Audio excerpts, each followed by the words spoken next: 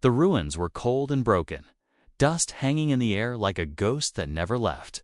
An alien mother sat with her small daughter, their bodies thin, their eyes hollow from hunger.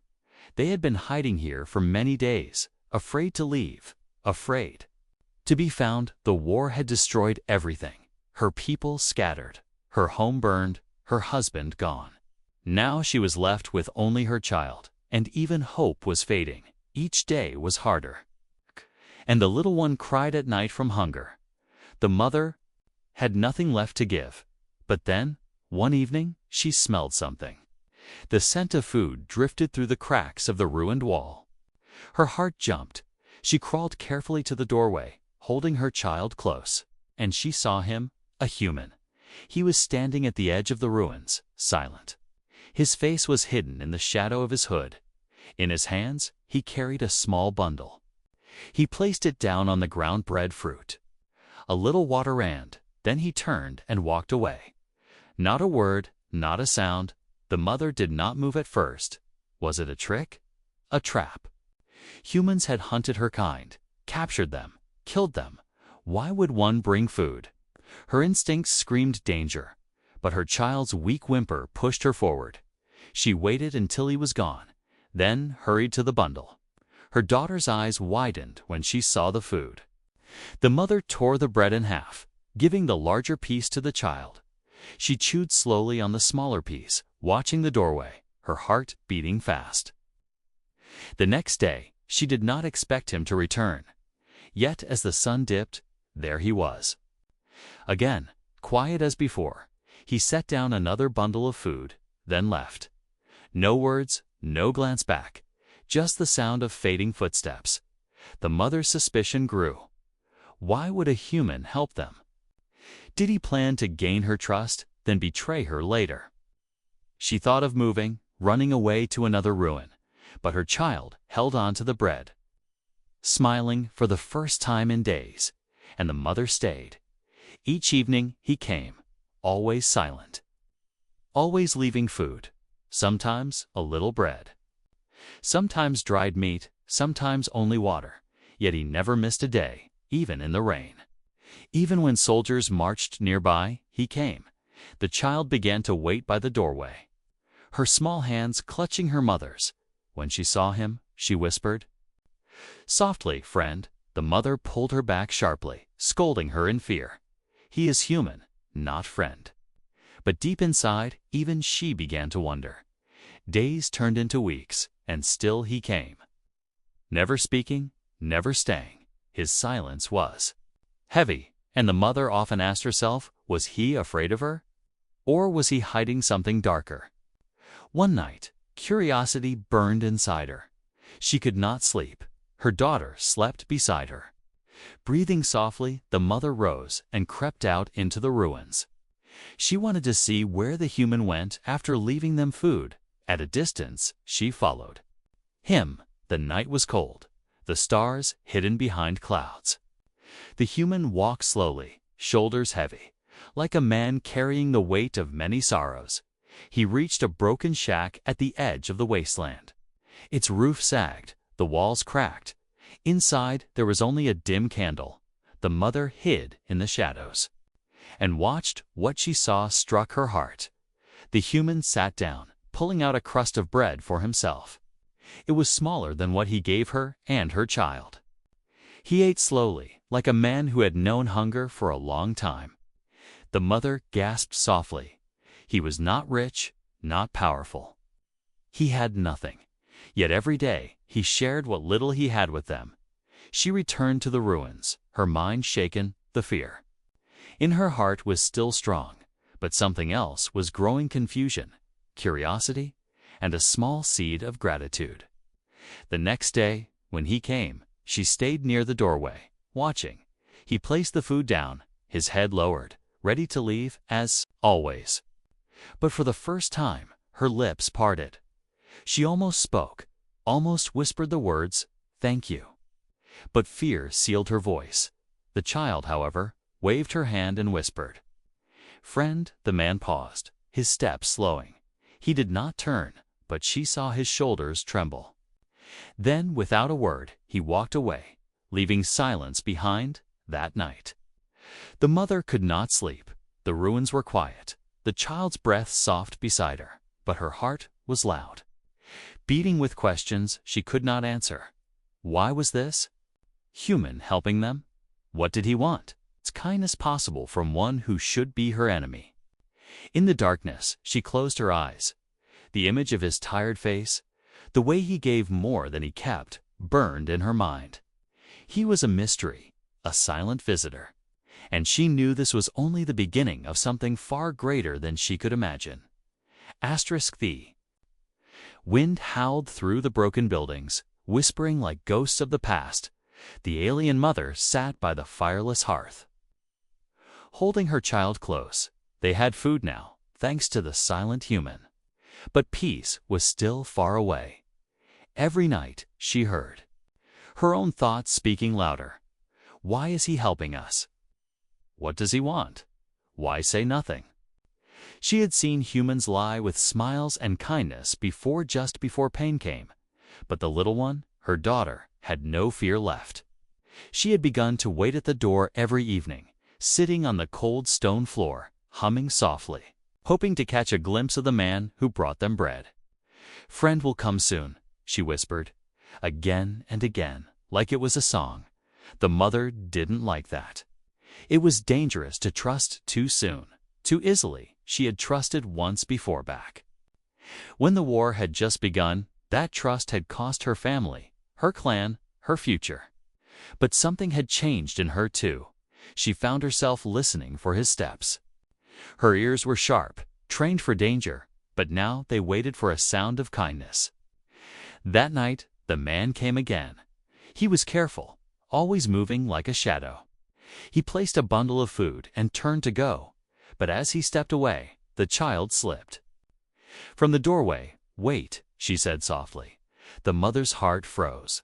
She was about to pull the child back when she saw something unexpected. The man stopped for the first time.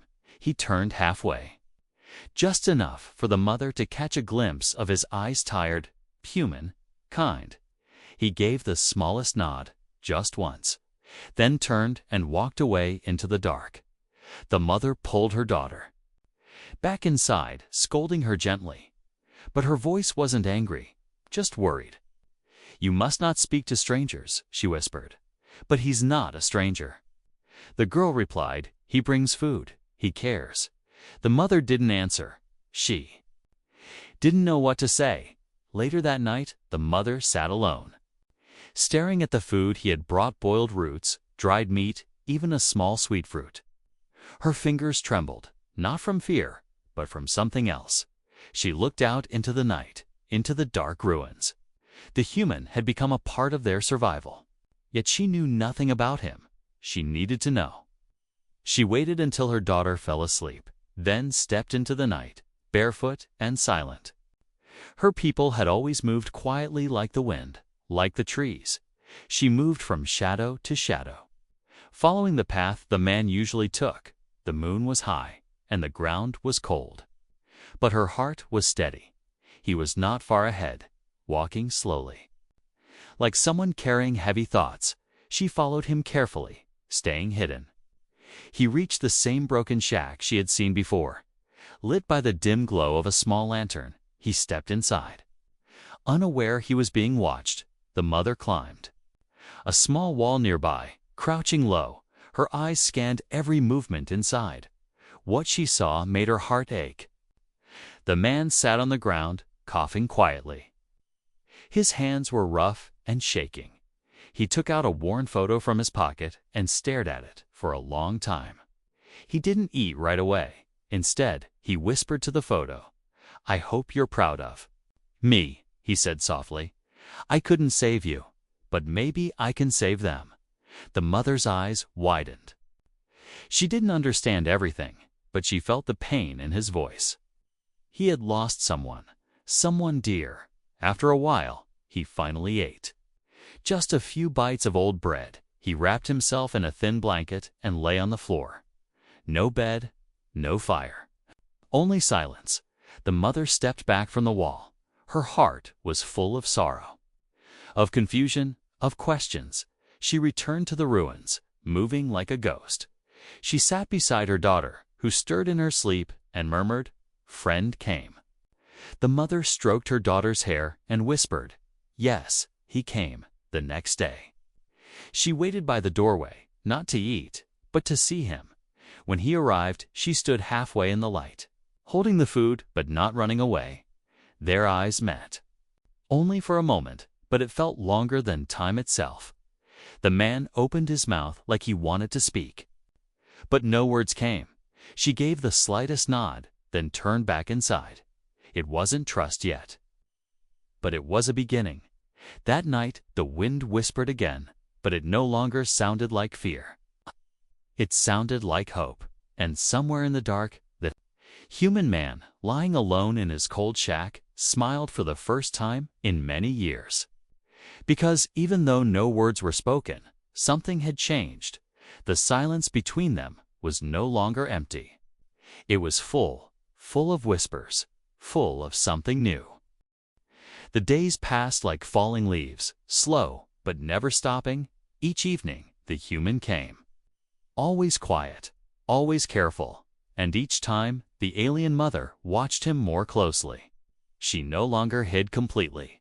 Sometimes, she stood in the shadow of the broken wall as he placed the food. Their eyes would meet for only a second, but in that second, something passed between them, something gentle, something unsure. Her daughter had begun smiling more, her small hands reaching out toward the bundle before the mother even checked it for traps. The child trusted the human completely now, but the mother could not rest easy, not yet. Her instincts told her something wasn't right, not about the man himself, but about the world around them. The war had left deep scars, and kindness had become rare, nearly extinct. One evening, the human left earlier than usual. The sun was still low in the sky. His steps were rushed, and he kept looking over his shoulder. The mother's sharp eyes caught the change in his behavior. She waited. 5 minutes, then followed, this time holding her daughter's hand. "Where are we going, Mama?" The girl asked in a whisper, "To learn the truth." She replied, her voice calm but tight. They moved quietly across the rubble, hiding behind crumbled walls and shattered buildings. The sky above was gray, heavy with clouds, as if watching their every move. After a short walk, they reached the edge of the old town. The mother saw the human disappear into a narrow alley behind a collapsed marketplace. She moved closer, heart pounding. She peeked around the corner and saw him, not in his shack, but standing beside a strange figure. Another human taller, armed, dressed in military clothes. The mother's breath caught. Her grip on her daughter's hand tightened. The two men spoke in low voices, but the wind carried broken pieces of their conversation. "Still hiding," the soldier said. "You know it's illegal." "I know," the human replied, his voice steady. "But they're not soldiers. They're just a mother and child. That's not your choice." The soldier snapped. "You'll be punished if the patrol finds out." "Then I won't tell them," the man answered, "and neither will you." The soldier stepped closer, his voice harder now. "Why are you risking everything for them? You barely survive yourself." There was a long silence. Then the man said quietly, "Because someone once saved me when I had nothing." The soldier scoffed and walked away, fading into the distance. The mother stood frozen, every part of her wanted to run, hide, vanish, but she couldn't move. He had defended them, risked everything, even his own safety. She had feared betrayal, but what she discovered was sacrifice. She stepped back, her heart pounding with confusion, gratitude, and guilt. She had followed him to find the truth, and now she had it clearer than ever. That night, she said nothing to her daughter, only held her tighter than before. When the human returned the next evening, he looked tired, more than usual. His shoulders sagged, his eyes dull. But when he saw the mother standing closer than before, holding the food with both hands, He stopped. She looked at him, really looked, and whispered, "I saw you." His eyes widened, lips parting slightly. He didn't speak. "You could be punished," she continued. "Why take that risk?" He stared at her, the silence growing heavy. Then he said softly, "Because I've already lost too much." The mother looked down at the bread in her hands, then up at him again. Her voice was softer now. "You don't know us. We're strangers, not anymore," he said. Her heart thudded in her chest. The air between them was thick not with danger, but with something unexpected. "You should not speak to soldiers again," she warned. "I didn't plan to," he replied. But he found me. I had no choice. She studied him for a moment longer, then slowly nodded. That night, she and her daughter ate quietly, but her thoughts were not quiet at all. She now knew what kind of man he was: poor, broken, hunted like them, yet still brave enough to share, still foolish enough to care, and in this world of ruins. That made him the rarest kind of human. The next morning, before the sun rose, the mother stepped outside and looked toward the distant hills. Her world had changed, her heart had changed, but danger still circled. And they were not safe. Not yet. She looked down at her sleeping daughter and whispered, "We must be careful now," because she knew the more they cared for him, the more they stood to lose. The sky was darker than usual. Clouds thick, like smoke hanging over the ruins. The air felt heavy, not just with dust, but with warning. The alien mother woke early that day. Her daughter still slept, curled against her side. But the mother couldn't rest. Something in her heart whispered danger was coming. She stepped outside the crumbled building, standing in silence. The streets were still, but too still, like the world was holding its breath. She climbed to the top of a broken wall, her sharp eyes scanning the distance. And then she saw dust rising from the far road. Soldiers, human soldiers, armored and marching. Moving fast, her breath caught in her throat. They were coming straight toward the ruins. She rushed back inside, shaking her daughter gently awake. "Up, little one," she whispered, trying to keep calm. "We must hide." The child blinked. Confused but obedient, the mother grabbed a small bag of food, then pulled her daughter by the hand. They hurried into the deepest part of the ruins, through a crack in the wall, into a narrow gap barely wide enough for both. They crouched low, silent. The mother wrapped her arms around the girl and held her breath. Moments later, the sound of boots echoed through the streets. Harsh voices barked orders. Weapons clanked. "They were seen here," one soldier shouted. "A mother and child aliens, keep your eyes open." The mother's heart pounded like a drum. Her daughter whimpered, and the mother gently covered her mouth. Outside, the soldiers spread out, searching every shadow, kicking through rubble, breaking open old doors. The hiding place was tight and dark, but not safe if one soldier looked too closely. They would be found then. A noise, fast footsteps, someone running. "Stop." A voice yelled, "Who are you?" Another voice answered, familiar and low. "I'm just a scavenger," the human man said, "looking for old metal. I've been doing this route for weeks." The mother's eyes widened. She knew that voice. It was him? "What are you doing in this area?" The soldier asked sharply. "This place is off limits." "I didn't know." The man lied calmly. "There's nothing valuable here anyway. Turn around," the soldier barked. "We'll search your things." The mother could only imagine what would happen if they found even a single alien-made item in his pack. But minutes passed, and no shots were fired, no shouts of alarm.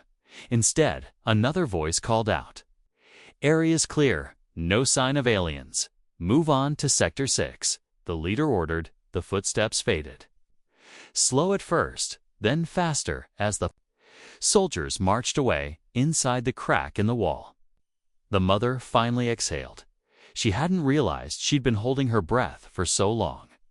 Her daughter looked up with wide eyes. Was that him? Yes, the mother whispered, her voice trembling. He saved us. When they stepped out of hiding, the sky had cleared a little. But her heart was still heavy. She looked around the ruins. They had been lucky this time. That evening, the man did not come at the usual time. The mother waited, holding her daughter close. He'll come. The girl whispered, he always comes. But the sun dropped lower, and shadows grew longer. Still no sign of him. The mother's worry deepened. What if the soldiers had taken him? What if he was punished because of them? Just as she was about to lose hope, she heard soft footsteps.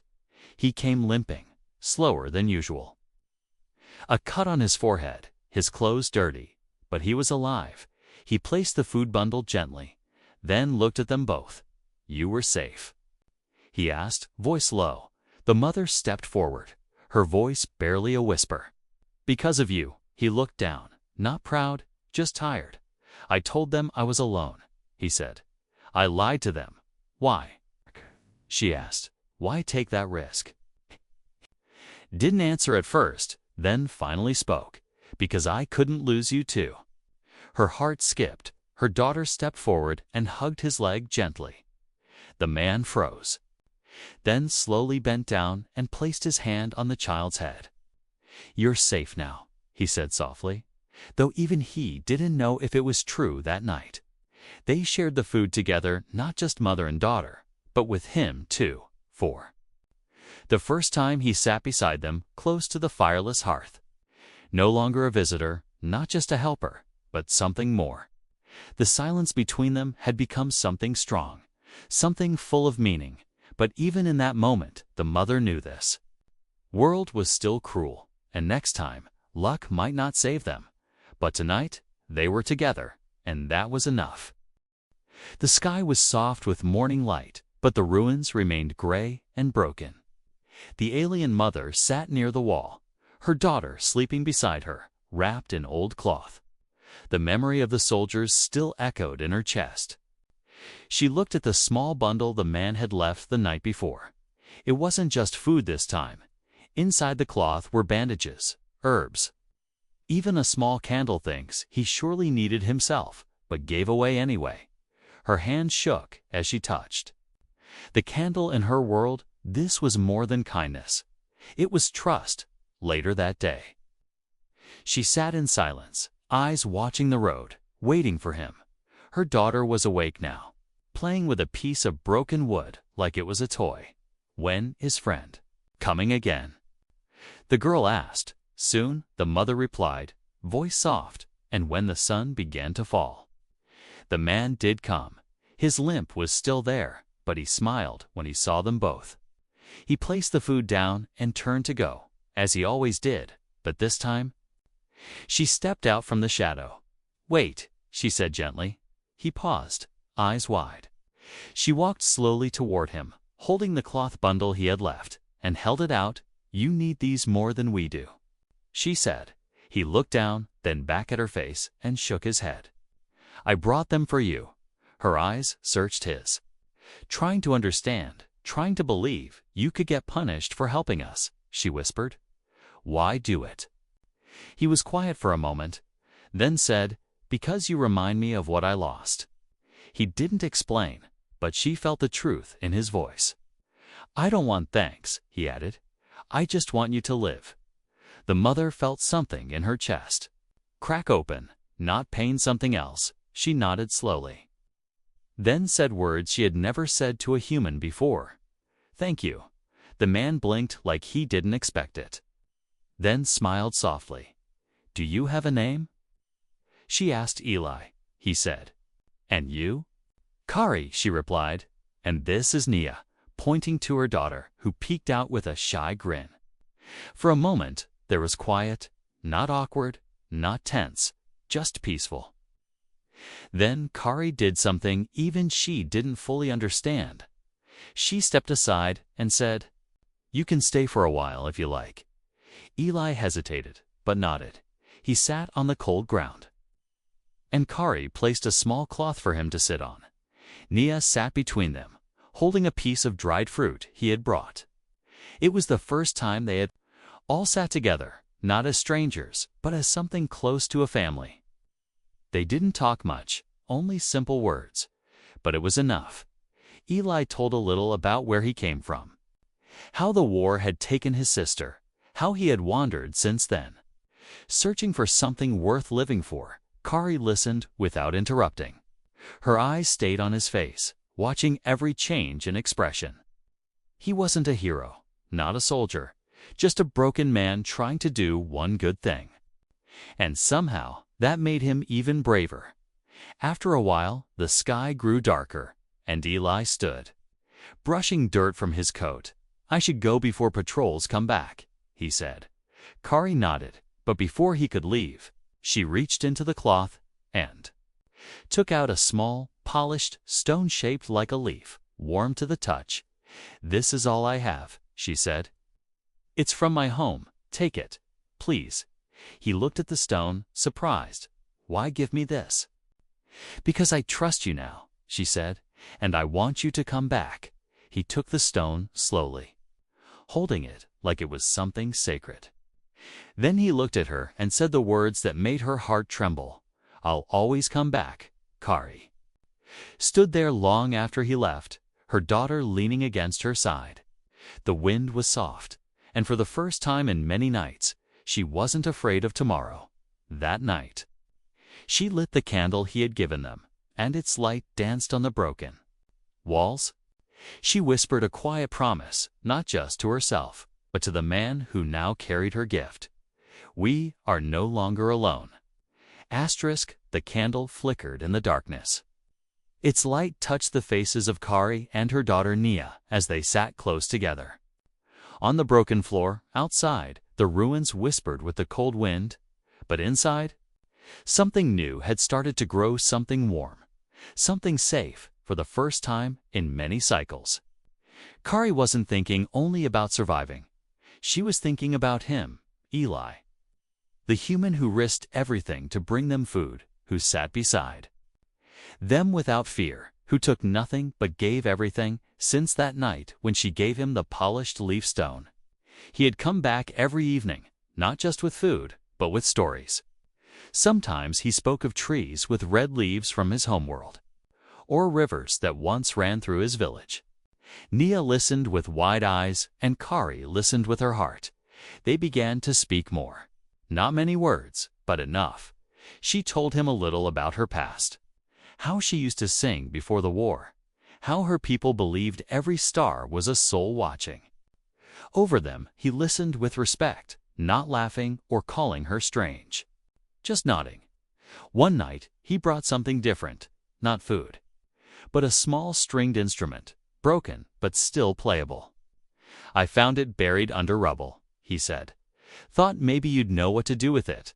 Kari touched it gently. Her fingers remembered. Her voice trembled as she whispered, "It's like one I had.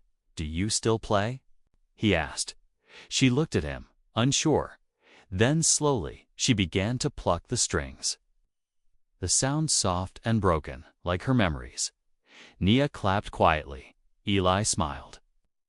And Kari felt a strange warmth rush through her chest. For the first time, she was not just a mother hiding in ruins. She was Kari again. That night, after Eli left, Nia asked, "Mama, do humans marry like we do?" Kari blinked, surprised. "Why do you ask that?" The girl shrugged. "Because you look at him like Papa used to look at you." Kari didn't answer. Her face turned away. But her heart beat louder. In the days that followed, their bond grew stronger. Eli brought Nia a small doll made of cloth and wire. It wasn't pretty, but to Nia, it was the greatest gift. She named it Hope. He brought Kari dried flowers once, wrapped in a paper scrap. She held them close, like they were jewels.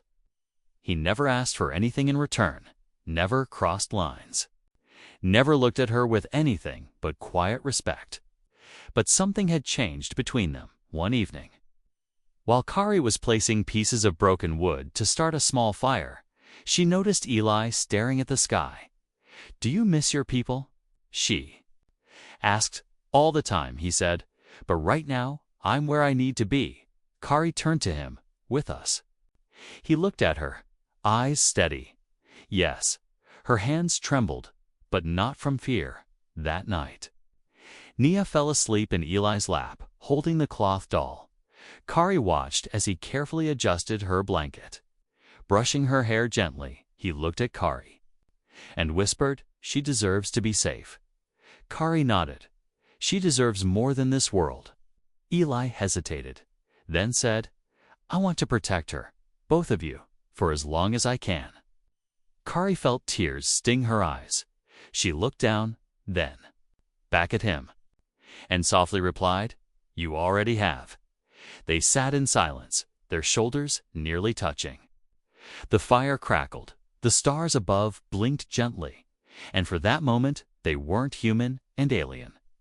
They weren't survivor and helper. They were simply Kari and Eli. Two broken hearts slowly healing together. Later, when Eli stood to leave, Kari did something she had never done before. She reached out and took his hand. He paused, looking down at their fingers, and then gently held her hand back. It was a quiet promise, a bond sealed not by words, but by trust. After he left, Kari lay beside Nia, who murmured sleepily, "Mama, did you hold his hand?" Kari smiled, brushing her daughter's hair. "Yes, I did. Good." Nia whispered, "He's part of us now." Kari looked at the candle's soft flame and whispered to herself, "Yes, he is." She didn't know what tomorrow would bring. The war was still out there. Danger still moved in shadows. But tonight, under the broken sky, a secret bond had been born. Not of blood, not of duty, but of quiet love. The wind was colder now, sharper, as if the season itself wanted to remind the ruins that peace never stayed for long. Kari woke before sunrise. Her eyes opened to silence, but her heart felt heavy. She looked beside her Nia, slept soundly, arms wrapped around her doll. Hope. It had been many days since the soldiers last passed through, many nights since Eli had begun staying longer. The bond between them had grown quiet and deep, like a root stretching beneath the surface, unseen, but unshakable. But Kari felt something new this morning, a tension in the air. Eli arrived early. Before the light touched the broken stones, he looked tired, more than usual. And his coat was dirtier than normal. Kari met him outside before he reached the old door. "Something's wrong," she said softly. He nodded slowly. "There's talk of the sweep soldiers checking every ruin, every home. They're close." Kari's breath caught. "How soon?" "Maybe a day," he said. "Maybe less." She looked back at the building, at her sleeping daughter, then back to him. "What should we do?" she asked, her voice trembling. "I've been thinking," he said. "There's a tunnel, not far. From here, it leads out of the ruins. If we leave now, we might make it." Kari blinked, her heart racing. Leave the place they had called shelter, the place where their bond had grown. But she knew staying meant death. "Will you take us?" she asked. Eli looked at her, his eyes soft but serious. "I'm not leaving without you." They packed quickly, only what they could carry: food, the doll, Kari's instrument, and the polished stone she had given him, which he had kept close. Every day since, they moved quietly through the ruins, Kari carrying Nia on her back, Eli walking ahead with careful eyes at the edge of the ruins. Behind a fallen tower, they found the tunnel. Dark, cold, but open. Before stepping inside, Kari looked back once, at the place where everything had changed, where fear had slowly become trust. Then she stepped forward, into the dark, into the unknown. The tunnel was narrow, but they moved fast. Guided by Eli's memory, Nia stayed silent, sensing the danger, holding tightly to her mother's neck. Finally, they reached the exit. A small gap hidden by vines and stone. Eli pushed it open, light flooded in, and the outside world stretched before them, wild, overgrown, but free. They stepped out, and Kari felt the sun on her face for the first time in weeks. She turned to Eli. "Where now?"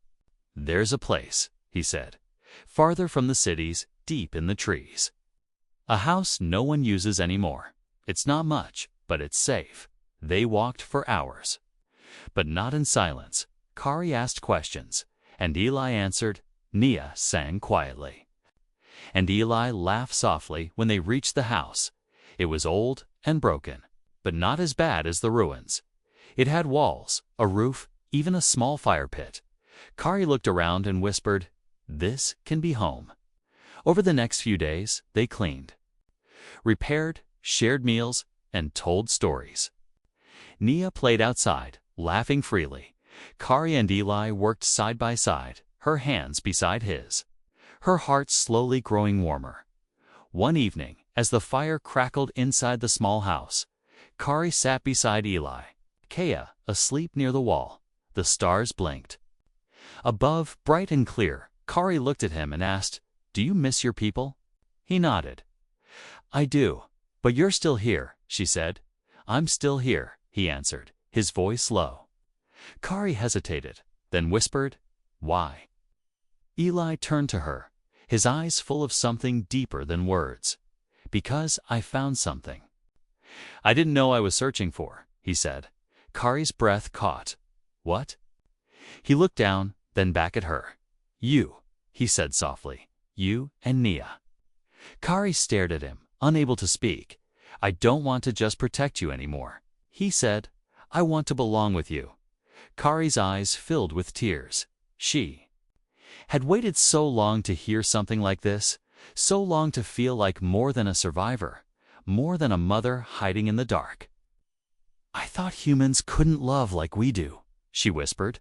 "Maybe we can't," he said, "but I do." She reached for his hand, took it gently, and held it close. "I never expected those words," she said, voice shaking, "but I needed them more than you know." He leaned his forehead against hers, the fire warming their faces. And in that moment, Kari knew this wasn't just survival anymore. This was the beginning of a new life, a bond formed not from blood or species, but from kindness, sacrifice, and quiet, growing love. And for the first time in years, she smiled without fear, because the words she never expected had become the ones she would never forget.